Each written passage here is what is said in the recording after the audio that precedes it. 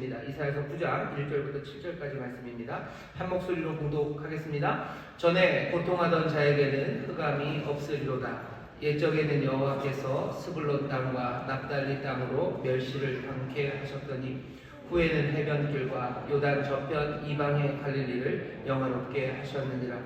흑암에 행하던 백성이 큰 빛을 보고 사망의 그늘진 땅에 거하던 자에게 빛이 비치도다. 주께서 이 나라를 창성케 하시며 그 즐거움을 더하게 하셨으므로 추수하는 즐거움과 탈취물을 나누는 데의 즐거움같이 그들이 주의 앞에서 즐거워하오니 이는 그들의 무겁게 맨 멍에와 그 어깨의 채찍과 그 압제자의 막대기를 꺾으시되 미디안의 날과 같이 하셨음이니이다.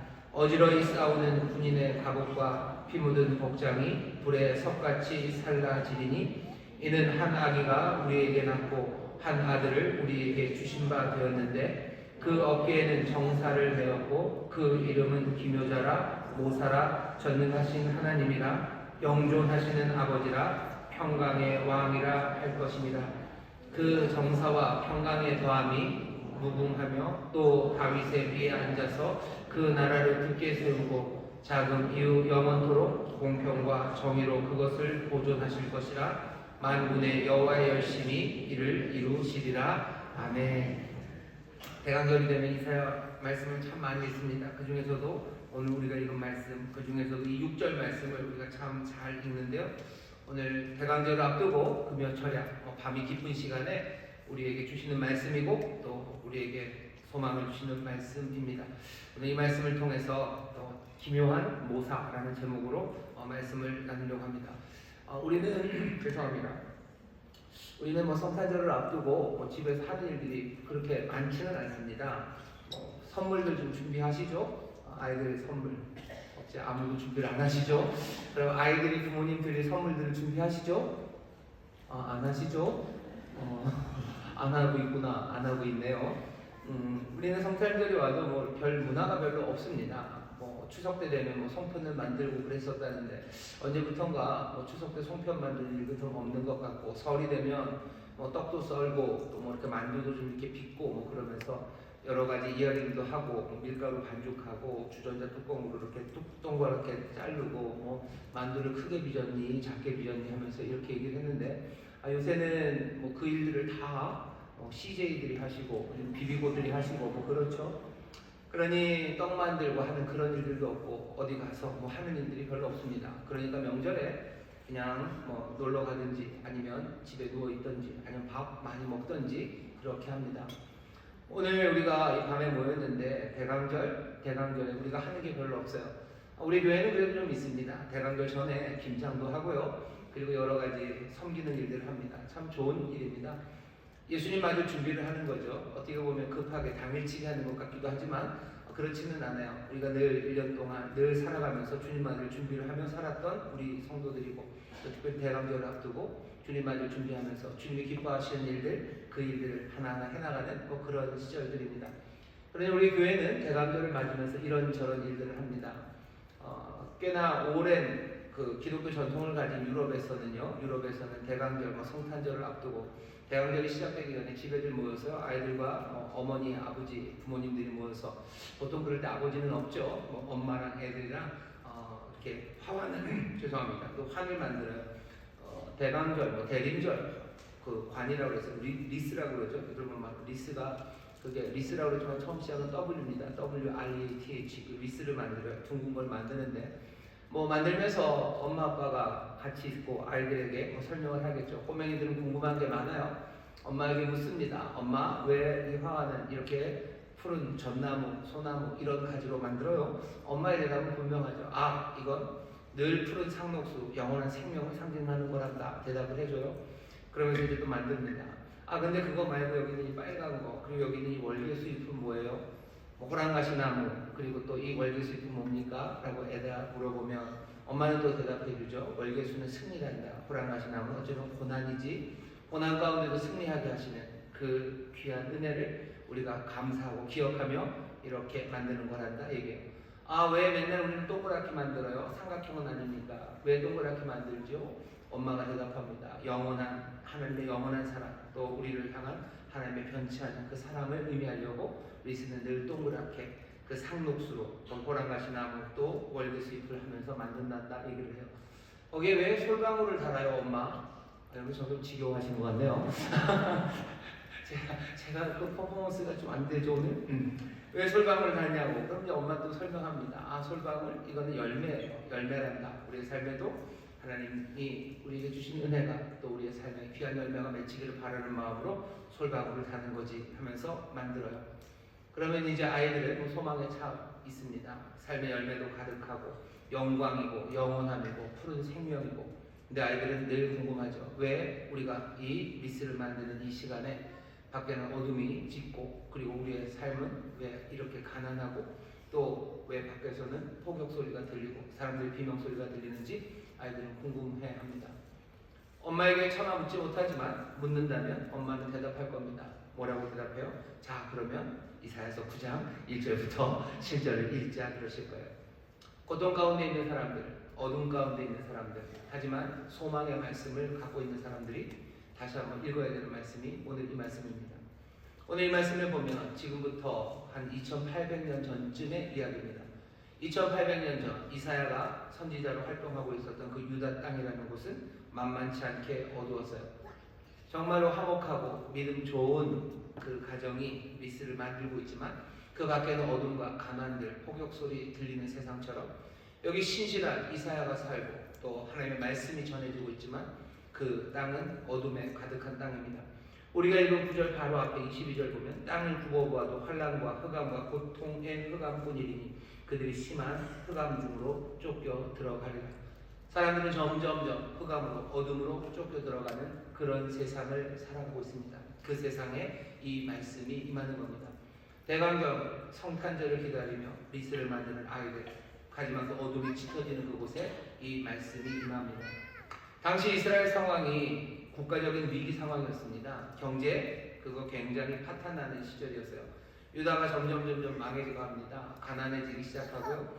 그리고 침공이 시작됩니다. 강대한 제국이 쳐들어오기 시작해요.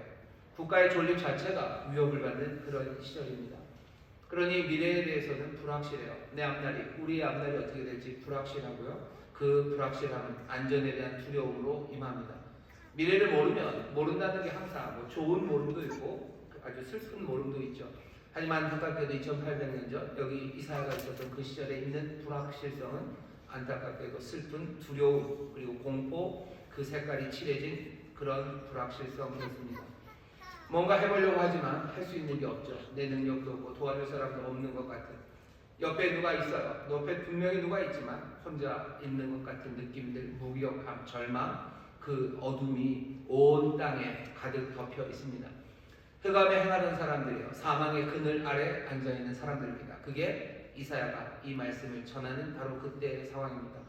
사람들은 그때가 되면 허우적거리기 시작하죠. 두려움의 안전을 찾기 위해서 악몽에 시달리는 사람들이 손을 허우적대듯이 뭔가를 잡으려고 손을 허우적댑니다. 이 허우적거리는 사람들에게 하나님이 주시는 말씀이 오늘 우리가 읽은 9장 1절부터 7절까지 말씀입니다. 그들에게 하나님이 대답하죠. 대답은 어떻게 합니까? 하나, 어깨에 그 정사를 맨 이가 올 거야. 어깨에 정사를 맨 이가 온다. 이 얘기는 어깨에 정사를 맸다는 게 뭔가 묶여있다는 뜻이 아니라 정사라는 건 권세입니다. 권세와 통치 그 모든 것들을 어깨에 감당한 사람. 그러니 이 사람은 누굽니까? 왕입니다. 왕이 올 거다라고 대답을 하셔. 사실은 2800년 전 이때 정말로 위대한 왕이 온다면 얘기가 달라지겠죠. 외세가 침공하는 것도 막아낼 거예요. 그리고 경제적인 어려움도 해결할 겁니다. 미래에 대한 불확실함, 그것들을 다 젖혀놓을 거예요. 그리고 그 불확실함은 두려움과 공포가 아니라 오히려 기대와 소망으로 가득 차게 할 겁니다. 어깨에 정사를 맨 왕이 오면 돼요. 하나님의 대답이 그렇습니다. 어깨에 정사를 맨 이가 올 거예요. 하지만 그이는 악입니다. 6절 보시면 이는 한 아기가 우리에게 낳고 한 아들을 우리에게 주신 바 되었는데 그 어깨에는 정사를 메었습니다. 아기를 주신대요. 그 아기는 정사를 어깨에 맨 왕입니다. 아니 왕이 오는데 아기로 옵니까? 예, 그게 하나님의 대답입니다. 하나님은 이스라엘에게 어둠에 있는 이들에게 그렇게 대답해 주셨어요. 한 아기가 난다. 그 어깨에는 정사를 메었다. 악이 그러나 왕이다라고 말씀합니다. 사실은 기대하라는 거죠. 기대하라. 왕이 온다. 기대하래요. 하지만 거기 더하기 악이가 온답니다. 그러니 조금 더 기다려야 될 겁니다. 왕이 오십니까? 그게 하나님의 대답이에요. 붙잡아야 되는데 악이가 온다. 그리고 그 악이는 어깨에 정사를 맨 왕이다. 그 왕이 오면 거기 슬펐던 땅들의 기쁨이 그리고 어둠에 빛이 비춰질 거고 다 빼앗겼던 너희들이 오히려 사람들로부터 다 취하게 될 거고 삶의 회복이 임할 거라고 어둠에 있었던 백성들 사망의 그늘에 앉은 이들에게 그 빛을 선포합니다. 우리가 살고 있는 지금 이 시대도 비슷합니다. 오늘 11월 29일이에요. 한 해의 끝을 향해서 가고 있는 이 시간입니다. 이 시간에 밖에 어둠이 있죠. 어둠이 있습니다. 또 눈이 또 며칠 전에 와서 딴 때보다 더 추운 밤이 지금입니다. 하지만 그냥 추운 겨울밤만은 아니죠. 우리가 살고 있는 지금의 상황도 어제만 확실하다고 생각했던 모든 것들이 흔들리고 불확실해지고 미래가 뭔지 알 수 없는 그런 경험들을 하는 자리에 있습니다. 삶이 무너지는 게 뭔지 알아요. 흑암 중에 거하고 사망의 그늘에 앉는 게 뭔지 점점 알아갑니다. 여기 꼬맹이들이 좀 있어요. 꼬맹이들은 그런 거 아직은 잘 모릅니다. 그냥 밤이 오면 자고 해가 뜨면 일어나고 행복하게 살지만 조금씩 시간이 가면서 한 해 한겨울 한겨울을 보내면서 점점 더 우리의 삶이 흔들리는 게 뭔지 무너지는 게 뭔지 문이 닫히는 게 뭔지 내 앞길이 막히는 게 뭔지를 알기 시작합니다. 내가 치렀던 실험에서 내가 원했던 성적이 안 나오고 내가 뭔가를 꿈꾸고 시도해봤지만 그것들이 거절당하기 시작할 때 사람들은 삶이라는 게 만만치 않다는 걸 알아요. 하지만 그 도전이 아무것도 의미 없이 자꾸 무너져 내려가기 시작하고 내가 뭔가를 이루어 놓았던 것들을 빼앗기기 시작하고 그래서 점점 앞날이 불확실해지고 거기에 두려움이 쌓이기 시작할 때 삶은 정말로 흑암 중에 걷는 것이고 그리고 사망의 그늘에 앉은 것 같다는 그런 생각에 접어들게 됩니다. 어둠을 느끼고 있어요. 내년에 어떻게 될지 궁금하죠. 벌써 당장에 우리 앞에 그런 문제들이 보입니다. 트럼프 대통령 당선자라는 말에 누구는 환호하는 사람들이 있어요. 적어도 아마 월스트리트에서는 사람들이 꽤나 환호를 하는 것 같아요. 무슨 코인을 미리 산 사람들, 그런 사람들은 환호를 하는 것 같아요. 하지만 적어도 우리가 살고 있는 이 대한민국은 트럼프 당선자라는 이야기 때문에 경제적으로 굉장히 어려움에 처합니다. 들려지는 이야기, 관세 이야기 나오고 미군들 주둔하는데 분담금 많이 나라는 얘기들 나오고 반도체에 대해서 어떻게 한다 이런 여러 가지 이야기들이 우리를 앞날을 어둡게 만들어요. 아니 반도체랑 상관없는 일을 하는데요. 그래도 이 일이 우리를 조금은 더 힘들게 하고요. 어렵게 만듭니다. 정치적인 불안정이라는 게 아무것도 아닌 것 같지만 사람들을 굉장히 깝깝하게 합니다.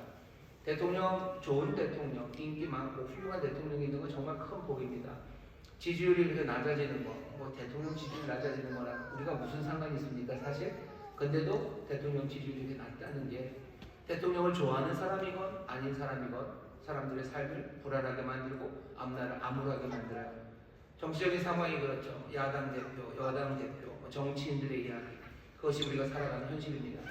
2800년 전 이사야가 살았던 상황의 현실이 어둠을 줬던 것처럼 우리의 삶에도 점점 이 어둠이 드리워져 옵니다. 경제 성장 전망률이 전망이 조금씩 낮아지고 있죠. 그런 남의 이야기, 신문에서 보는 이야기 아니라 내가 내 몸으로 느끼는 그런 암울함과 그리고 불안함이 있습니다. 건강이 별로 좋지 않아요. 건강이 별로 좋지 않아지는 것 같아요. 그냥 건강검진하기가 조금 겁나기 시작하죠. 뭐라도 보험이라도 들어야 되는 거 아닌가 하는 생각이 불쑥 옵니다. 내 몸이 약해지는 게 느껴지고요. 내 직장이 불안하다는 걸 알아요. 세상은 막 변해가는데 내가 더 따라가지 못한다는 게 내가 정말로 숨차게 느껴집니다. 그러면 내 앞날은 점점 더 불안해지는 거죠. 오늘 이 밤이 그렇게 낭만적인 밤은 아닙니다. 이사야 여기 2800년 전 이 사람들이 있었던 그 밤들처럼 우리의 밤도 그렇게 희망찬 밤만은 아니에요. 물론 여기 그 모든 것들을 다 이길 만한 하나님의 선물이 있어서요. 어쩌면 큰 문제 없이 내일을 그리고 다음 해를 준비하시는 분들도 있으실 겁니다.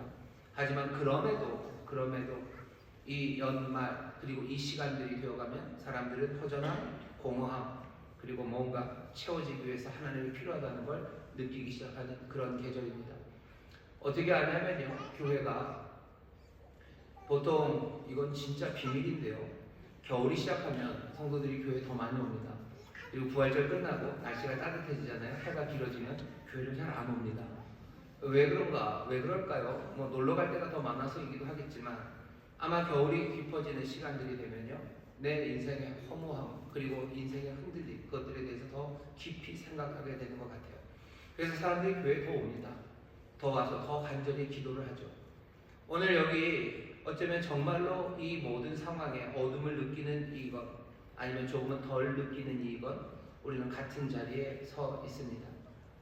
모두가 다 붙잡을 만한 뭔가를 찾아서 허우적대는 그런 상황에 우리가 있어요. 뭔가를 붙잡아 내 불확실함, 내 미래, 이 캄캄함에서 내가 뭔가를 붙잡을 수가 있다면 얼마나 좋을까 하는 생각으로 우리가 모여 있습니다. 하나님은 묘하게도 2800년 전이나 그리고 지금이나 하나님 어떻게 하셔? 같은 대답을 주셔요. 왜냐하면 2800년 전이나 지금이나 사람들은 같은 방식으로 허우적대기 때문입니다. 이 세상에 뭔가를 붙잡아야 되는 것, 2800년도 이사야 때나 그리고 지금 어쩌면 최첨단을 걷고 있는 우리나 마찬가지입니다. 그러니 하나님은 같은 대답을 주시는 거죠. 그리고 상황이 훨씬 더 큰 위기에 있는 사람이거나 아니면 좀 덜 위기에 있는 사람이거나 하나님은 또 같은 대답을 주십니다. 뭐라고 대답하셔? 그냥 한 아기가 난다 라는 대답을 주셔. 어깨에 정사를 맨 한 아기가 날 거예요. 그 아기를 너에게 준다라는 게 하나님의 대답입니다. 우리가 붙잡아야 되는 건 이 아기예요. 이 왕입니다. 이 왕을 하나님이 우리에게 대답으로 주십니다. 오늘 이 어두운 마음, 어쩌면 허우적거려 뭐라도 붙잡아야 되는 여러분들에게 주께서 주셨던 그 대답이 오늘 우리에게 그대로 드립니다. 그 정사를 어깨에 맨 왕, 그 아기를 우리에게 주십니다. 여러분 이 아기를 영접하시고 붙잡으시기를 주의 이름으로 축원합니다. 옆에 있는 분들에게 얘기하시오. 우리는 이 왕을 붙잡습니다. 우리는 이 왕을 붙잡습니다. 이 왕을 붙잡습니다. 이 왕, 이 아기를 우리가 붙잡을 겁니다. 오늘 제가 전할 말씀은 여기서 조금만 더 설명을 하려고 합니다. 이 아기가 이 아기에게 이름을 준대요. 6절 잘 보시면 이는 한 아기가 우리에게 낳고 한 아들을 우리에게 주신 바 되었는데 그 어깨에는 정사를 메었어요. 왕입니다. 그리고 그 이름은 기묘자라 모사라 전능하신 하나님이라 영존하시는 아버지라 평강의 왕이라 할 것입니다. 이름이에요. 그분의 이름이 너무 길죠. 예수님 하면 좋은데 이름이 너무 길어요. 너무 길다고 뭐라 그러지 마셔. 우리나라에도 이름 긴 사람 있습니다. 김수하무, 거북이와 두루미 뭐 그렇게 긴 사람 있죠. 여기 예수님의 이름을 그렇게 주셨어요. 그렇게 주셨어요. 이게 이름이다 라고 얘기하죠. 오늘 이 이름을 볼 겁니다. 아마 우리가 성탄절에 오기 전까지 아마 4번에 오늘까지 4번의 금요 철야가 있을 거고요. 뭐 별일이 없는 한은 여기는 이 이름 4가지 하나하나 좀 살펴보려고 합니다. 왜 이 아기의 이름을 살펴보냐면요, 이름은 늘 중요하기 때문이에요. 이 이름은 참 중요합니다. 그리고 이 이름은 우리가 붙인 이름이 아니에요. 오시는 왕, 그 아기, 우리가 예수 그리스도라고 알고 있는 그분의 이름을 사람들이 붙이는 이름들이 있죠. 그 이름들에 대해서는 뭐 그냥 좀 넘어가셔도 돼요. 사람들은 이 예수님을 뭐 여러 가지 이름으로 부르죠. 뭐 인류의 스승이라고 부릅니다. 좋아요. 하지만 그게 우리에게 그렇게 큰 의미가 있는 건 아닙니다. 뭐 인류의 스승, 아니면 실패한 혁명가, 아니면 뭐 영원한 소망, 사람들이 붙이는 이름들이 있어요. 그 이름들에 대해서 뭐 그냥 알면 좋죠. 하지만 우리가 정말로 살피고 그리고 마음에 담아둬야 되는 것은 하나님이 선택하신 그 이름입니다. 하나님은 그 아기의 이름을 그렇게 부르셨어요. 그 이름을 붙인 이유가 다른 게 아니라 정말로 흥금에 있는 백성들, 두려움에 떨고 있는 사람들, 붙잡아야 되는 사람들에게 이 아기를 주시면서 너희가 왜 이 아기를, 이 왕을 붙잡아야 되는지에 대한 설명, 그 이유가 그 이름에 있습니다. 이 아기, 이 왕은 바로 이런 분이기 때문에 내가 너희에게 준다. 이런 일을 할 거기 때문에 내가 너희에게 준다라고 하나님의 긍휼하심으로, 우리를 향한 자비하심으로 우리에게 알려주시는 이름입니다. 다시 한번 우리에게 오시는 왕, 이 아기가 도대체 무슨 일을 하시는 분인지, 그리고 왜 그분이 그렇게 우리의 소망이 되고 우리를 향한 하나님의 대답이 되는지 이 이름을 통해서 우리가 알고 다시 한번 기쁨으로 충만하고 더 단단히 이 아기, 이 왕을 붙잡게 되시기를 주의 이름으로 축원합니다. 이름은 네 가지입니다. 보면 5개처럼 보이지만요, 네 가지라고들 사람들이 얘기를 해요. 기묘자라, 모사라고 되어 있는데 보통 그걸 하나로 묶습니다. 그래서 오늘 설교의 제목이에요. 기묘한 모사, 이게 하나. 그 다음에 두 번째는 전능하신 하나님, 영존하신 아버지, 평강의 왕, 이렇게 네 개입니다. 왜 기묘자, 모사라고 되어 있는데 그걸 따로 안 하고 기묘한 모사라고 합니까? 기묘한 모사라는 말 자체가요, 사실은 뭐라 그래야 되나요? 예, 맞습니다. 사실은 그 둘로 나눠도 돼요. 근데 앞에 나온 앞에 지금 우리가 기묘한 모사라고 돼 있죠. 기묘한 모사라고 돼 있을 때 그 기묘하다라는 이야기가 기묘하다라는 히브리어가요, 사실은 명사입니다. 기묘한이 명사예요. 뒤에 모사는 사실은 동사예요. 그래서 명사 동사로 이렇게 하나의 의미를 갖고 있다고 생각하는 게 좋을 것 같고요. 뒤에도 다 그런 식이죠. 전능한 하나님, 영존하시는 아버지, 평강의 왕, 형태가 좀 다 그렇게 되어 있습니다. 그러니 앞에 있는 기묘자 모사도 기묘한 모사, 이렇게 하나의 의미로 끊는 게 좋을 것 같아요.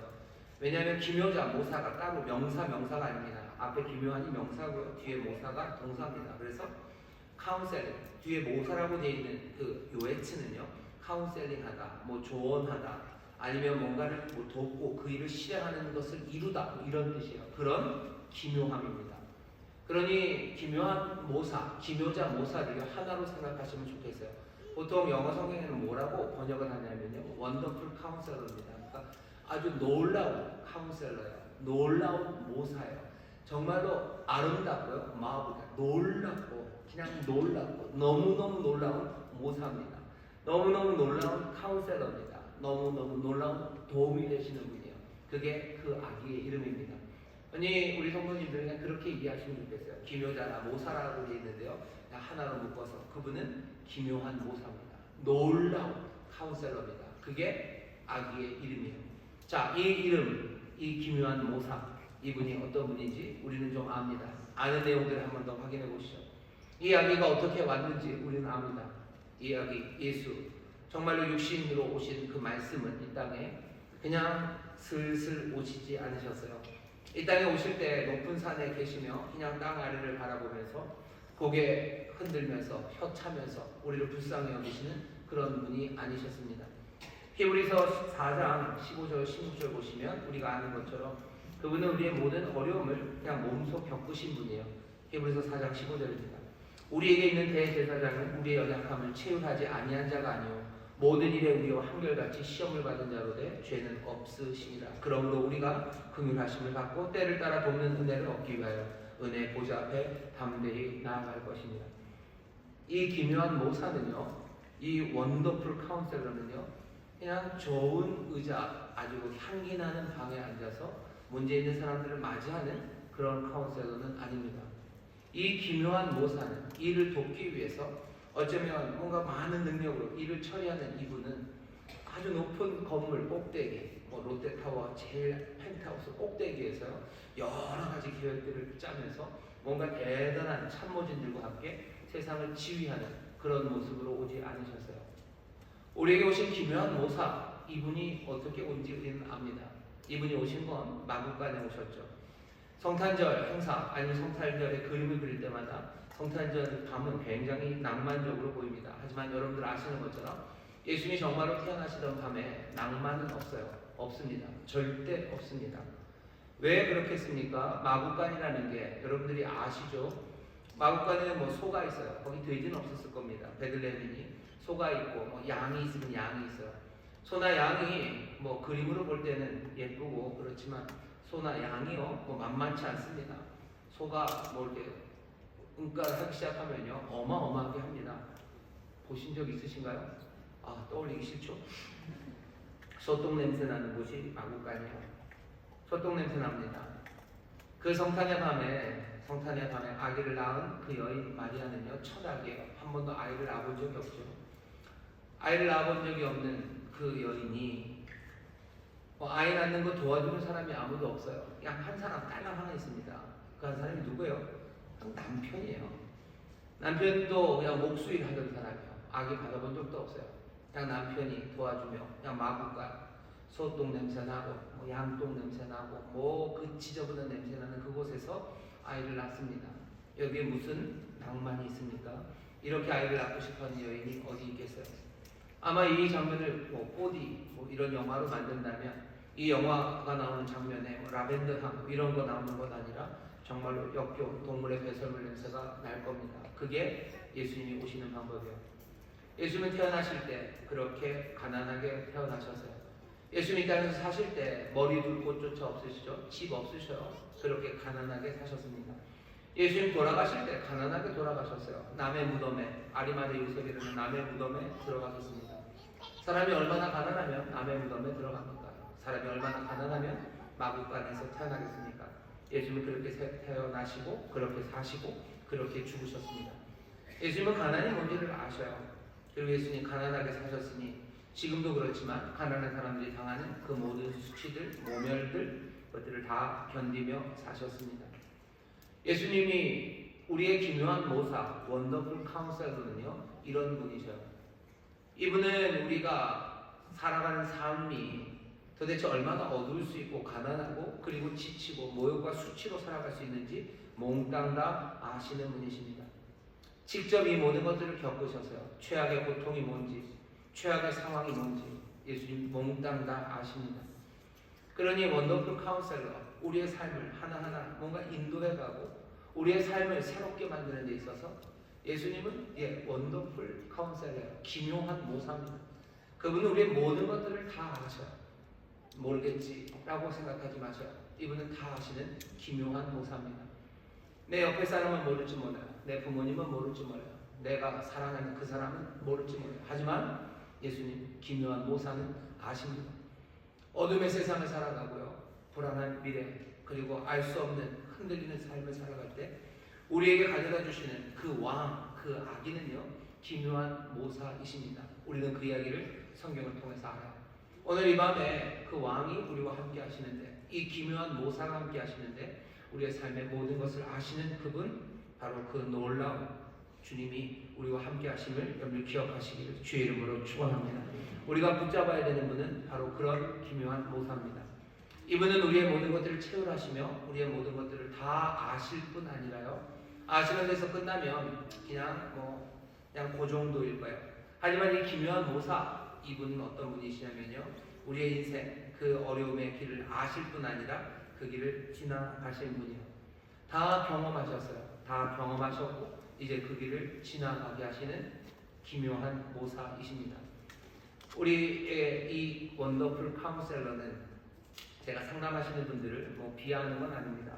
하지만 그분들 하는 텔레비전에서 나오는 거 보면 드라마에서 보면 그렇죠. 이렇게 좋은 의자에 앉혀놓고 얘기를 잘 들어주십니다.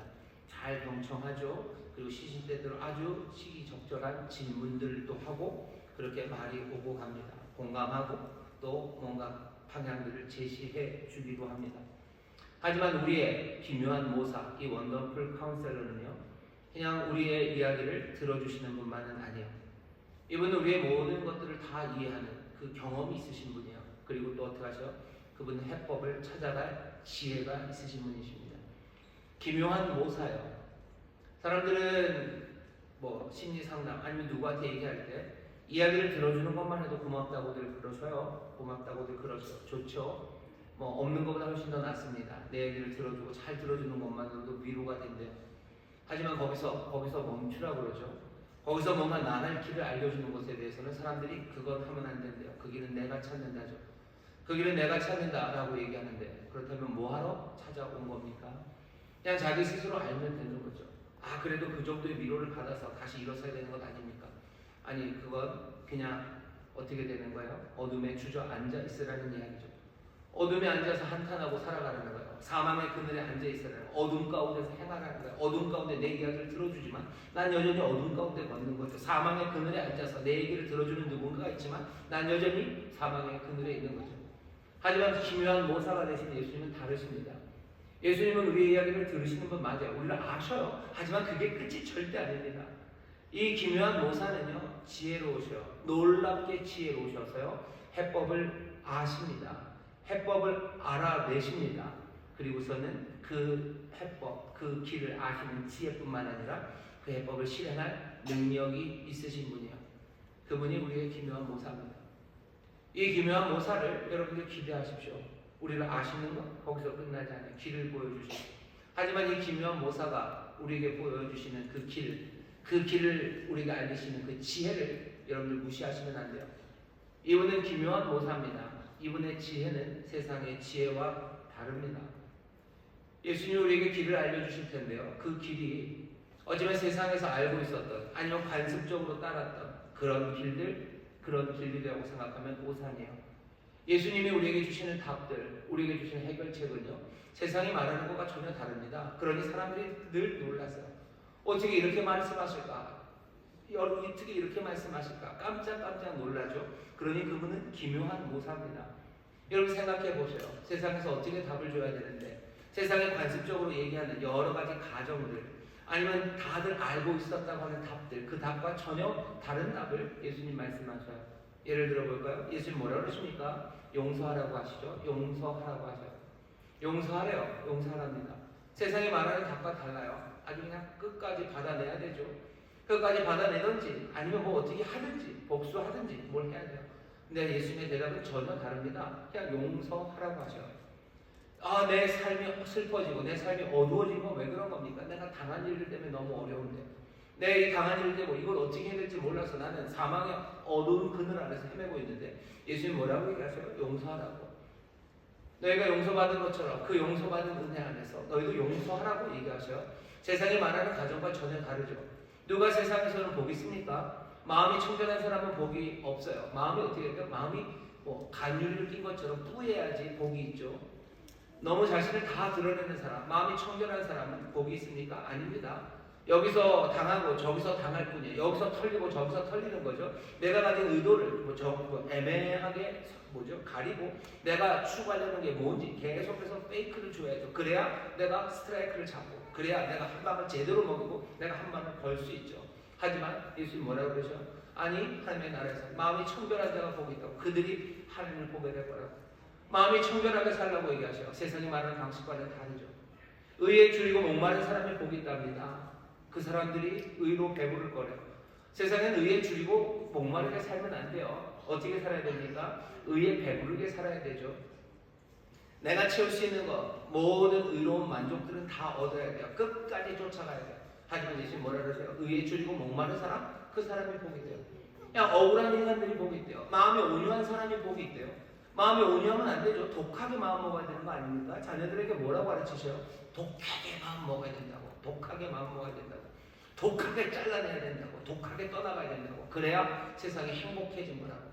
네가 행복해지려면 독해져야 된다고 말하죠. 예수님 반대로 얘기하셔요. 뭐라고요? 내가 복 있는 사람이 되려면 너희들이 독해지는 것 대신에 마음이 온유한 사람, 그 사람들이 땅을 차지한다고 얘기하셔요. 예수님이 지혜로 말씀하십니다. 지혜로 말씀하셔요. 네가 얻으려고 욕심으로 살아가면 안 된다고. 너희들 다 줘야 된다고. 미랄의 땅에 떨어져 죽으면 생명이 거기서부터 나오는 것 아니냐고. 너 사랑하라고. 내가 너희를 사랑한 것처럼 그렇게 사랑하라고. 어떻게 사랑하셨는데요? 십자가 그 길을 걸어가는 것처럼 그렇게 형제들을 사랑하라고. 그래야 네 삶이 행복하다고.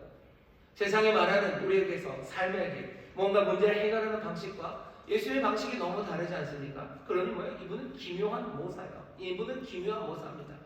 분명히 그분이 지혜로 우리의 삶을 이끌어 가실 거예요. 이 세상에서 어떻게 살아가고 이 문제에서 이 슬픔에서 그리고 이 절망에서 어떻게 빠져나가는지 분명히 우리에게 보이시는 지혜가 있으십니다. 하지만 그분은 기묘한 모사예요. 세상이 말하던 방식들 아니면 내가 이전에 가졌던 그 모든 생각과 다른 것들 말할 겁니다. 그러니 여러분들 그것들 기대하셔야 돼요. 정사를 어깨에 메신 그 아기를 만만하게 보지 마세요. 이분은 기묘한 모사입니다. 우리의 모든 것들을 아시는 그 경험이 있으실 뿐만 아니라 그 생명의 길로 인도하실 지혜가 있으신 분이요. 그분의 말에 귀를 기울이셔 놀라고 그 말씀을 영접하는 것, 거기서부터 이 기묘한 모사를 붙잡는 삶이 시작되는 겁니다. 기묘한 모사가 하는 지혜에 대해서 겸손으로 대답하셔요. 그리고 여러분은 믿음으로 붙잡으셔야 됩니다. 그래야 그 길 빠져나올 수 있습니다. 우리에게 기묘한 모사를 주셨어요. 기묘한 모사가 오셨지만 붙잡지 못하면 우리가 허우적거리고 여전할 뿐입니다. 많은 사람들이 아기 예수, 아기 오시고 왕이 오시고 지금도 생생한 주께서 세상을 다스리지만 그 주님을 붙잡지 못하니 여전히 어둠 가운데서 행하고 사망의 그늘에 앉아있고 불안과 절망 가운데 어쩔 줄 모르며 사는 겁니다. 교회에 나와도 마찬가지예요. 교회에 나와 있어도 여전히 그 기묘한 모사를 내가 붙잡지 않는다면 나는 허우적거릴 뿐이죠. 왕을 맞고 어깨에 정사를 매는 오시고 그 아기의 이름을 우리에게 알리시며 이렇게 좋으신 분이다. 기묘한 모사시다. 그러니 너희는 이 기묘한 모사의 지혜를 따라서 너희 생명의 길로 나오라고 이 왕을 주시는 이 복된 소식과 이 복된 역사를 이루셨건만 사람들을 붙잡지 않는 겁니다. 기묘한 모사, 복된 분이셔요. 하지만 기묘한 모사를 여러분 무시하지 마셔요. 이분의 하는 이야기에 잘 귀 기울이셔야 됩니다. 세상과 같은 이야기 하지 않으셔요. 이분은 왜? 기묘한 모사이시기 때문이에요. 이분의 지혜는 세상과 다릅니다. 이 지혜가 결국 어떻게 확장되어 갑니까? 십자가의 지혜로 확장되어 가요. 세상에서 미련하고 어리석은 거지만 이것이 내게 진리고 우리의 진리고 우리가 붙잡아야 되는 진리가 됩니다. 십자가의 진리로 십자가의 지혜로 우리를 이끌어 가셔요. 그러니 이 기묘한 모사가 다스리는 세상에서 이전에 로마가 행했던 모든 일들은 어리석은 거예요. 그것이 어리석습니다. 세상이 관습적으로 생각했던 그 모든 가정들, 세상이 관습적으로 붙잡았던 모든 지혜들은요, 그 십자가의 진리와 그 지혜, 이 기묘한 모사가 우리에게 주시는 말씀에 비하면 몽땅 다 어리석은 길이 되는 거예요. 어리석은이 죽어가는 겁니다. 알지 못하니 죽어가는 거죠. 그러니 기묘한 모사가 우리에게 오셔서 우리의 생명의 길로 인도하시는 그 놀라운 왕이심을, 그 하나님의 선물이심을 여러분을 믿고 붙잡으시기를 주의 이름으로 축원합니다. 주의 이름으로 축원합니다. 저에 계신 분들에게 얘기하세요. 지혜로 우리를 인도하십니다. 지혜로 우리를 인도하십니다. 또 한번 확인하세요. 이 지혜는 깜짝 놀랄 지혜입니다. 이 지혜는 깜짝 놀랄 지혜입니다. 왜 깜짝 놀라요? 우리가 알고 있던 관습적인 것과 전혀 다르기 때문입니다. 그러니 다른 데 두리번거려서 이 지혜를 알 수가 없어요. 다른 데 두리번거려서 이 생명의 길, 살 길을 찾을 수 없어요. 오직 그분이 우리의 길과 진리와 생명이 되십니다. 그러니 그 지혜에 귀를 기울이셔 그 지혜를 붙잡으십시오. 복된 일을 우리에게 행하셨어요. 그것들 영접하는 사람이 복이 있습니다. 겸손하게 붙잡으시고 믿음으로 여러분들 영접하시기를 주의 이름으로 축원합니다. 이 지혜는 지혜로 끝나지 않으셔. 길을 깜짝 놀랄 길을 알려주실 뿐만 아니라요. 이분은 깜짝 놀랄 뭐가 계셔? 능력이 있으신 분입니다. 예수님 이 땅에서 약하고 가난하게 사셨죠. 그러면서 지혜를 우리에게 알리셨죠. 하지만 그것만은 아니십니다. 이 오신 왕, 오신 아기, 아기로 오신 이분은 정말로 강력한 기적을 이루셨던 분이에요. 이분이 행하신 놀라운 일들을 보십시오. 복음서 예수님이 하신 일들을 보셔. 5병이요 5,000명의 배고픈 사람들을 먹여 보지 못했던 사람들을 보게 하셔 귀신을 쫓아내십니다. 예수님 어떤 분이죠? 능력이 많으신 기묘한 모사입니다. 이 능력 많으신 분을 잘 보셔요. 근데 이분의 능력이 대단하시죠. 근데 이분이 그 놀라운 능력을 어떻게 사용하십니까?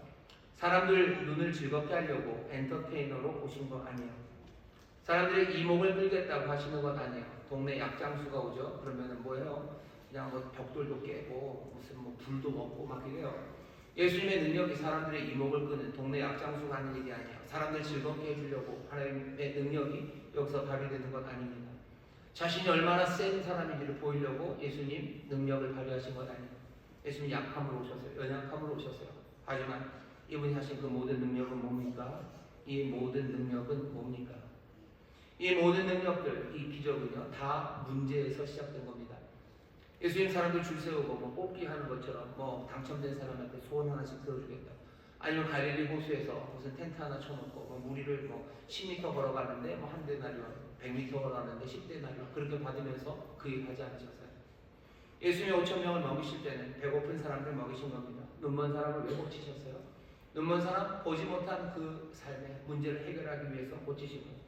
그냥 귀신 들린 사람 나는 귀신 쫓아내는 사람이다라고 현수막 걸지 않으셨어요. 만나는 귀신 들린 사람들마다 귀신 쫓아내시며 그렇게 예수님은 그 문제 속으로 걸어 들어가신 겁니다. 예수님의 기적을 행하신 것, 왜 그래요? 모두 다 문제 있는 바로 그곳에서 시작하신 일입니다. 기적적인 능력으로 뭐 하셔? 상황을 바꿔내시는 겁니다. 예수님은 기묘한 모사셔. 그분의 능력은요 한이 없으십니다. 기묘한 능력을 가지신 분이셔. 이 능력이 만들어내는 건 뭐겠습니까? 세상이 갖고 있는 할 수 있다 그리고 할 수 없다의 모든 카테고리를 다 뒤집어내시는 능력이에요. 그러니 이분은 기묘한 모사입니다. 그냥 능력이 아니에요. 이분의 능력은 기묘한 능력입니다. 세상이 할 수 있는 것을, 할 수 있다고 생각하는 것을 그것 하시는 분이 아니셔. 예수님 어떤 분이세요? 세상에서 할 수 없다는 것들, 그것들과 할 수 있다는 것들을 뒤집기 시작하시는 분이 예수님이십니다. 가난한 사람들은 배부를 수 없다고 말하는 그 세상에 하나님의 놀라운 능력으로 기묘한 모사는 그 배고픈 사람들을 먹이십니다. 어디에 묶이고 비굴함이 아니라 하나님이 먹이셔. 눈먼 사람은 볼 수 없다고 그렇게 말하는 그 세상에서 예수님 어떻게 하시죠? 아니요, 눈먼 사람 볼 수 있게 합니다. 할 수 없었던 것들을, 세상 할 수 없다고 생각했던 것들을 할 수 있는 걸로 바꿔내기 시작하죠. 살 수 없었던 것도 뭐가 있습니까?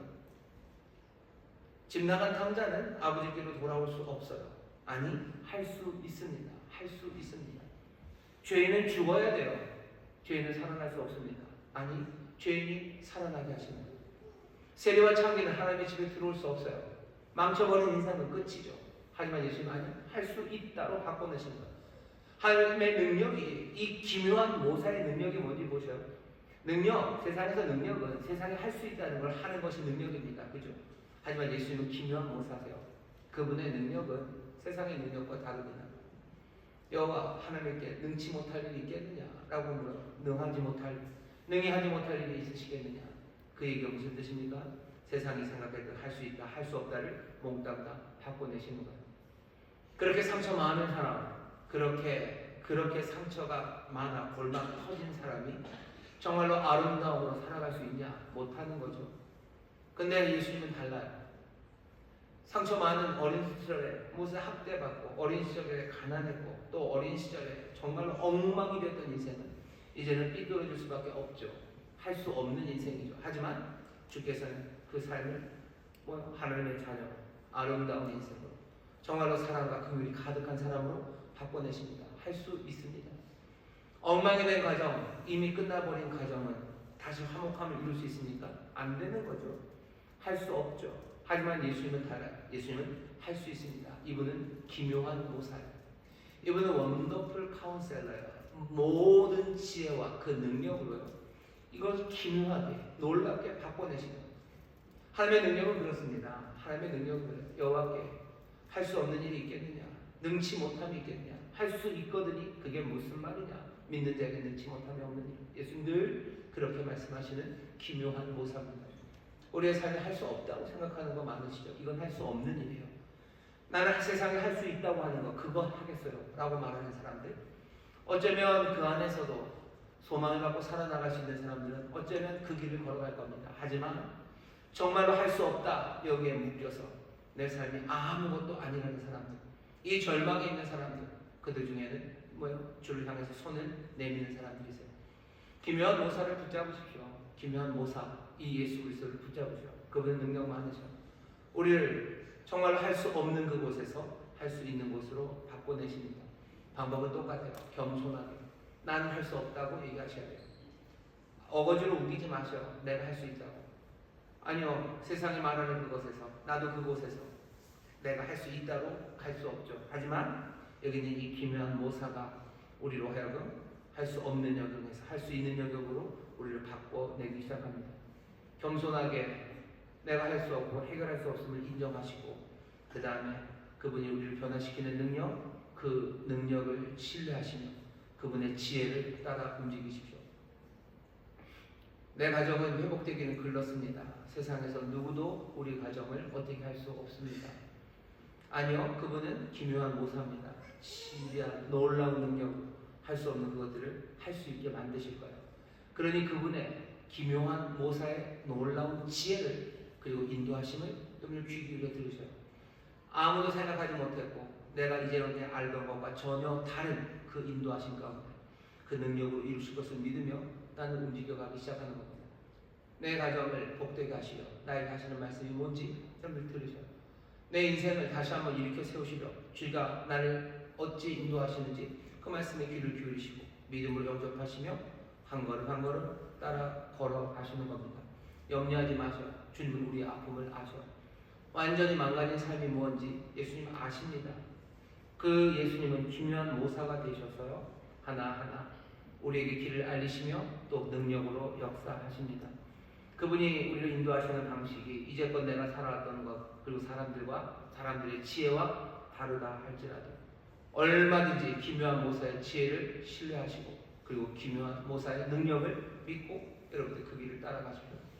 그게 우리에게 주신 왕 그 아기를 붙잡는 일입니다. 여기에 하나님의 역사가 일어납니다.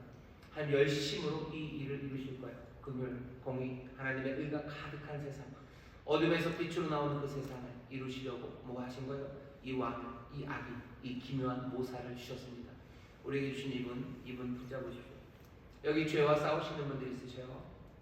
죄에서 난 헤어나올 수 없다고. 아니요, 이 기묘한 모사를 믿으십시오. 이분은 죄인들의 친구로 오셨어요. 지은들의 친구로 오셨고 이 죄인들을 의의 길로 인도하실 분입니다.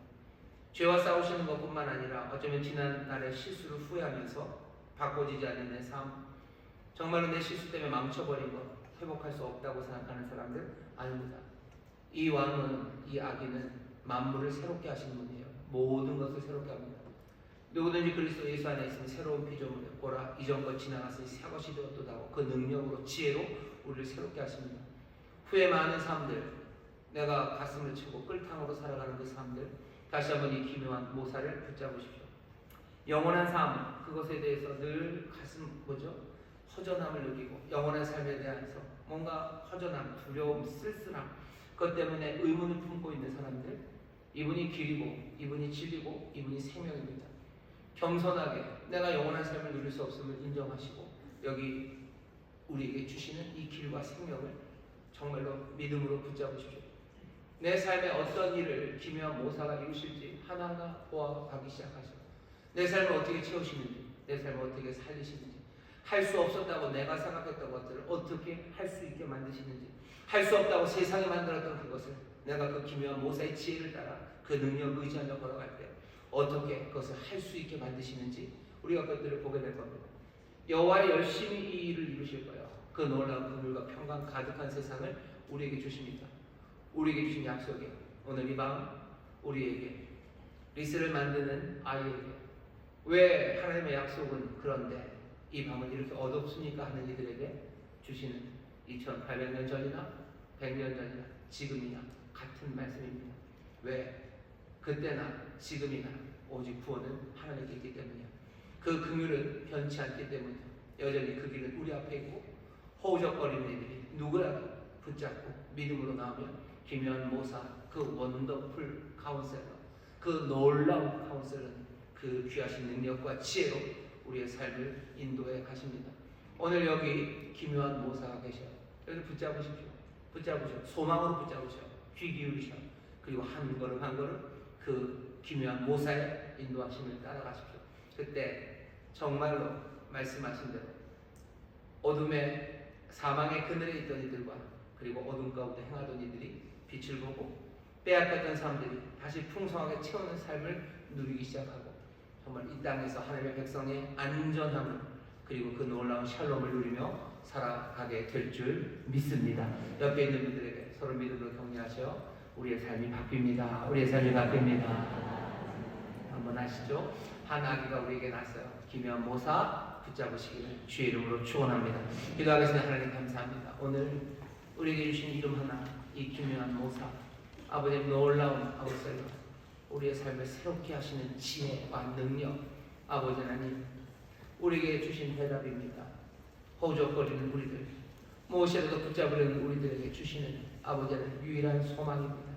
주님, 정말로 세상의 관습적인 생각들, 그 지혜라는 것 따라 절망하지 말게 하여 주옵시고 이 기묘한 모사가 인도하시고 알리시는 지혜에 귀 기울이는 우리들 되게 하여 주옵시고 아버지 놀라운 기묘한 모사의 그 능력, 아버지의 세상에 할 수 있다는 것들과 할 수 없다는 것들을 바꿔내시는 이 놀라운 능력 붙잡아 아버지의 절망에 갇히지 않고 소망으로 일어서는 사람들 되게 하여 주옵시고 주저앉아 있는 자들 아니라 이 기묘한 모사를 붙잡고 걸어나가기 시작하는 하나님의 사람들 되게 하여 주시옵소서. 오늘 이 밤 성령님 우리와 함께 하여 주실 줄 믿사오니 정말로 성령님과 함께 이 기묘한 모사 앞으로 나가게 하여 주옵시고 믿음으로 손 내밀어 붙잡는 가운데 정말로 이 아기, 이 왕이 우리에게 주시는 지혜의 말씀이 들려지게 하여 주옵시며 다시 한번 믿음으로 그 능력 붙잡아 하나 새 꿈을 꾸며 아버지 새 능력으로 움직이기 시작하는 하나님의 사람들 되게 하여 주옵소서. 기적이 일어나는 줄 믿습니다. 역사가 일어나는 줄 믿습니다. 왕의 통치가 시작되는 줄 믿습니다.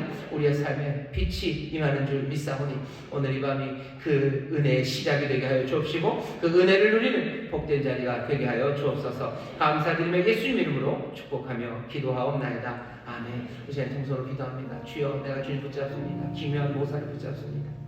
나를 아시는 주님을 붙잡습니다. 정말로 참된 지혜를 주시는 주님을 붙잡습니다. 놀라우신 능력으로 우리의 삶을 바꿔내시는 주님을 붙잡습니다.